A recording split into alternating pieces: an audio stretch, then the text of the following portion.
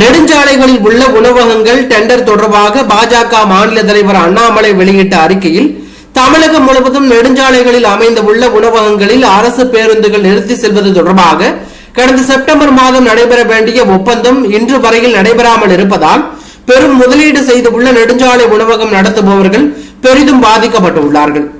தமிழக போக்குவரத்து துறை அமைச்சரும் அவரது உதவியாளர்களும் பல உணவக உரிமையாளர்களிடம் லஞ்சம் வசூலித்து அவர்கள் உணவகங்களில் மட்டுமே பேருந்துகளை நிறுத்துவதற்கு வசதியாக இந்த ஒப்பந்தங்களை நடத்தாமல் நிறுத்தி வைத்துள்ளார்கள் என்று தெரிய வருகிறது. இதன் மூலம் இத்தனை ஆண்டுகளாக நெடுஞ்சாலைகளில் உணவகம் நடத்தி வந்தவர்களும் அதனை சார்ந்த தொழிலாளர்களும் வாழ்வாதாரத்தை இழந்து உள்ளார்கள். தொடர்ந்து பல முறை அமைச்சரையும் அதிகாரியும் தொடர்பு கொண்டும் எந்த நடவடிக்கையும் இல்லாததால் ஒரு ஊடகவியலாளர் வாயிலாக இந்த பிரச்சனையை மக்கள் மத்தியில் உணவக உரிமையாளர்கள் எழுப்பியிருந்தார்கள். இதனால் ஆத்திரம் அடைந்த போக்குவரத்து துறை அமைச்சர் சிவசங்கர் அந்த உணவகங்களின் உரிமங்களை ரத்து செய்துள்ளார்.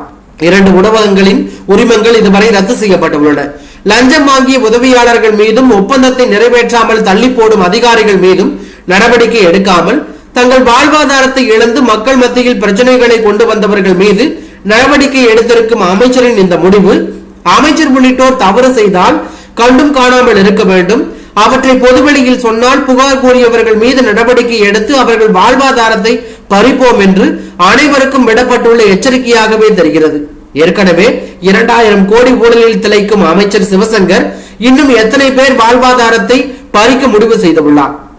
அதிகார திமிரில் ஆடிய அமைச்சர்கள் பலர் இன்று இருக்கும் இடம் தெரியாமல் உள்ளார்கள் என்பதை அமைச்சர் உணர்ந்தால் நலம் என அண்ணாமலை தெரிவித்துள்ளது பரபரப்பை ஏற்படுத்தி உள்ளது.